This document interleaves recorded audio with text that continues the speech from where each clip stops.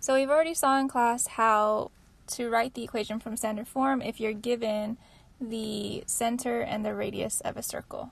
So if you're given the center and the radius of the circle, we just put it into the standard form. So those are the two things you need in order to write it in standard form, is the center and the radius. So if you're not given that information, you should have some way of finding it. So for instance, in number 2, if they give us the center of the circle is at 6, -3. So I think in the other video, if you watched it, it had 6, -3. But we'll use 6, +3 since this is what is on the sheet. So 6, +3. Remember, you go over 6 on the x-axis, which this is our x-axis. And then you go up 3. So your center should be there. 1, 2, 3. Make sure I counted correctly. So that's our center. Now it does say it's tangent to the line, to the y-axis. Excuse me. So if here's your y-axis, you just got to remember what tangent to that means. So if that's the y-axis, we know that the circle is going to graze that line and touch it in one place. So remember, that's what you know, or you should know, tangent means. It's just going to graze it. It's going to touch it in one place. It's not going to go through it. And so basically our circle is going to do something like this. It's going to come around. So if we know that is tangent to that line, then basically we know from the center to the y-axis is a radii. And so if you count, or radius, if you count how many boxes that is away, that is 6. So we know our radius is 6. So anywhere we draw a radii, we know that's going to be 6 units. And so now we can actually complete the drawing and go up 6, left 6, right 6, etc. 1, 2, 3, 4, 5, 6. Went up one too many. So here our circle should actually go right through there. So my little sketch wasn't too far off, but it should come around like that. And then if we count down, I should go through that point. So I was making it a little bit too big, but remember, when you just estimate, just to get the idea, you should kind of see where your circle's headed. And then our last point, it does kind of go off the grid here because you can only go over 5, but we know one more box will be somewhere around there. So I can go ahead and sketch the rest. So remember, try not to give me diamonds. Do your best to draw a circle. Do it 1/4 at a time, and that'll kind of help you out. And I'm just going to erase some of this bad circle I had on there earlier.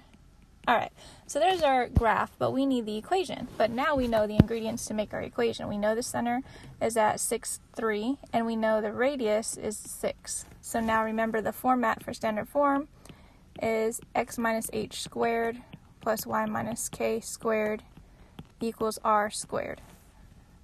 So now remember, your x and your y of your center point go in for h and k.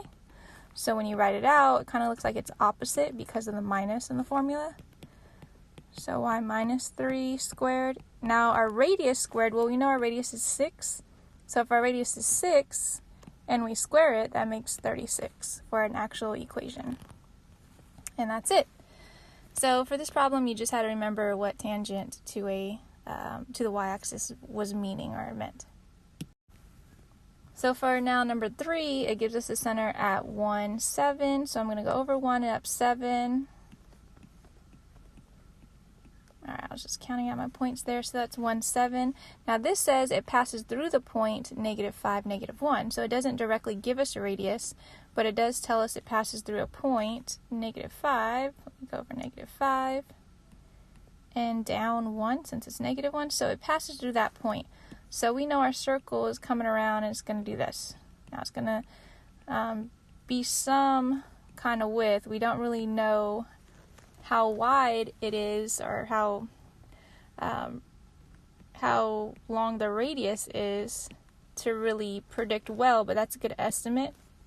Now, the radius, we do know, will go from the center to any point on the edge of the circle, and they gave us one of those points. So we know it'll go here. But the problem is, it doesn't give us a horizontal distance for the radius or the vertical distance. And you can't count diagonal distance on a grid. So what you have to do is you have to find the distance between these 2 points, because that's the length of the radius. So when you find that distance, and it's the diagonal distance, you can use the distance formula, which you could see is on the very first or top part of your paper. So I just rewrote the distance formula on this page so that we can use it. So please notice that the distance formula, or you may not notice this, I don't know why I said please notice, but the distance formula is just a version of the Pythagorean theorem, because all it does is it creates a right triangle on the grid between the 2 points. So if you're a visual learner, you could actually just do most of the math visually. And in that right triangle, you can find the vertical distance between the 2 points by finding the leg length here, which if you count 1, 2, 3, 4, 5, 6, 7, 8, that's a vertical distance of 8 between the 2 points. And then a horizontal difference or distance is 1, 2, 3, 4, 5, 6. So those 2 points are horizontally distant by 6 units. So that's all x1 minus x2 means. It's just find the difference between the 2 points in a horizontal direction. So that's 6 units. And then y1 minus y2, well, that's just find the difference between the 2 points in a vertical distance. So that's 8 squared.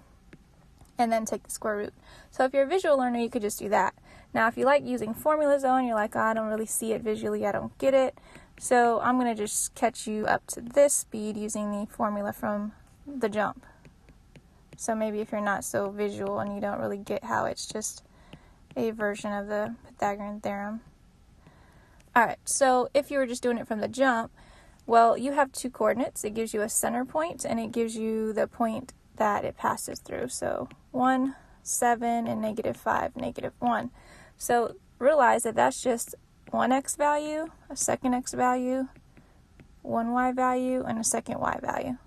So when we're using the distance formula, we can just substitute the x values in for x1 and x2. So what we're doing here is we're taking the square root of x1 minus x2.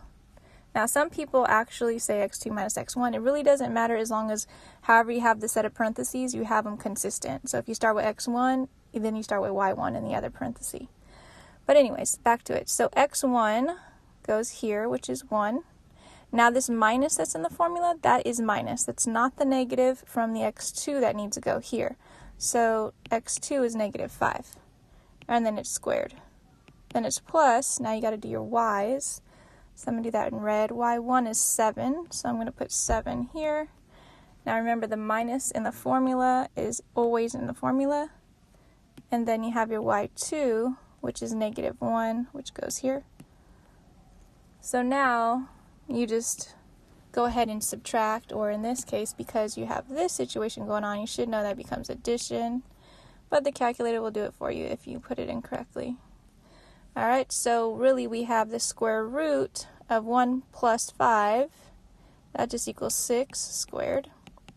And then 7 plus 1 is 8 squared.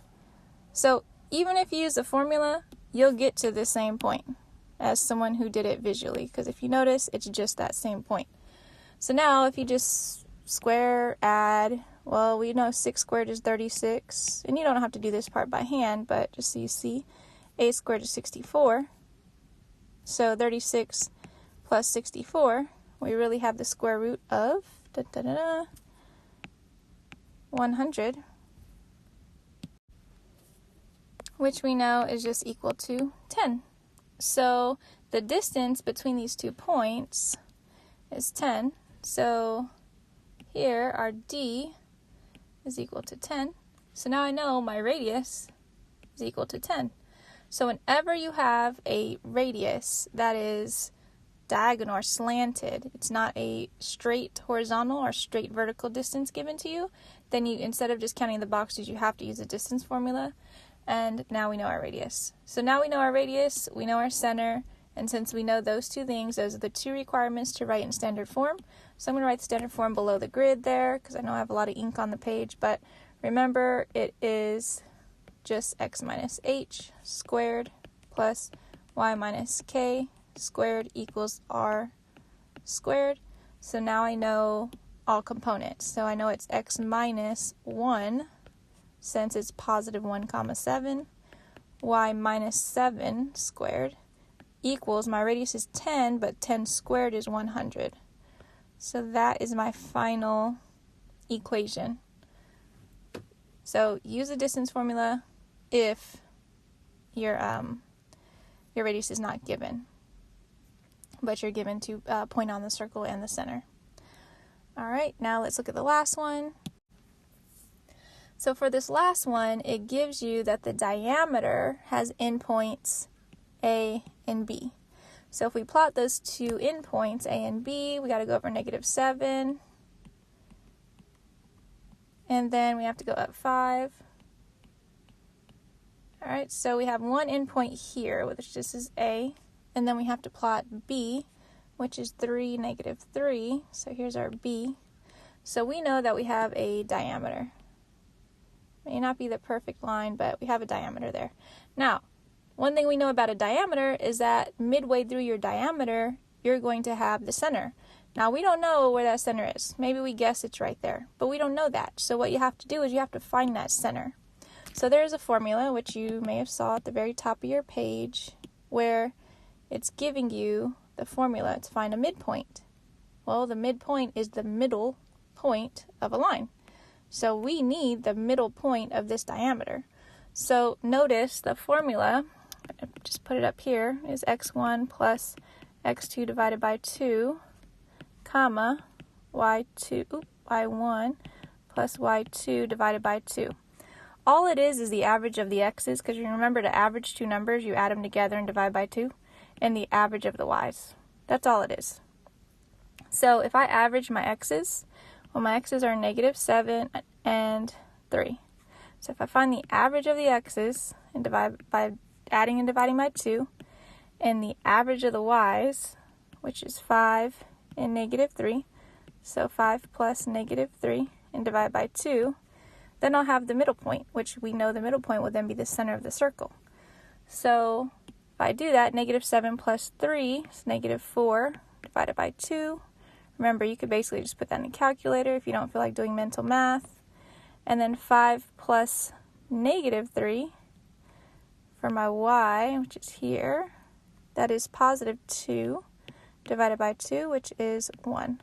So our midpoint should be at -2, 1, which will be our center of our circle. So if I plot that, it should make sense. -2, 1 is here. Looks midpoint to me. So that's the center of our circle. So now we know our center is at -2, 1. Now that is only one of the ingredients required, so we still need to get the radius. Now, just like you saw before on the last problem, we can find the distance between 2 points. So we know this is the point -2, 1. And we know point A, and we know point B. So I can use either of those points that I want to, but I need to find the distance from a center to one of those endpoints. And we can use the distance formula. So remember, you could do it visually, or you could do it using the entire formula, but just for time's sake, I'm going to do it visually. So I'm going to find the distance from the center to point A. So I'm going to make a right triangle. Maybe you see the right triangle going up, or maybe you see the right triangle going down. So more like this. Either way, you'll get the same answer for the side lengths of that right triangle. I'm going to go up since I have my little curly brackets in the way. Alright, so the side of one of those, let's say the top here, 1, 2, 3, 4, 5 boxes. And the leg going vertically is 1, 2, 3, 4 boxes. So remember, the distance formula is just the square root of the difference in the x's, which is the horizontal distance, which is 5, plus the distance in the vertical direction, which is 4 squared. So if we just do the math, we have the square root of 25 plus 16, which equals the square root of 36. Square root of 36 is just 6. So we know our radius is equal to 6. So now we have our center, now we have our radius, now we can write our equation. So I'm just going to write the equation below the grid again, since that's where I have room.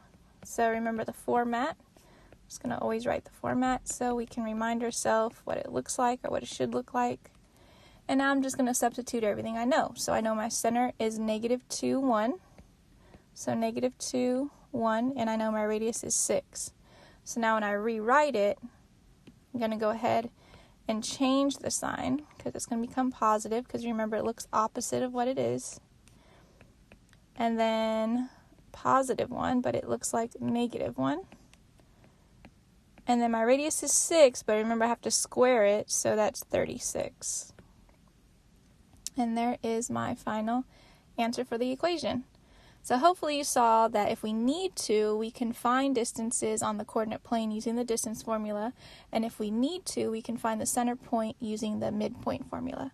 So those are the two formulas that we need to get comfortable using as we go through this unit. All right, see you tomorrow.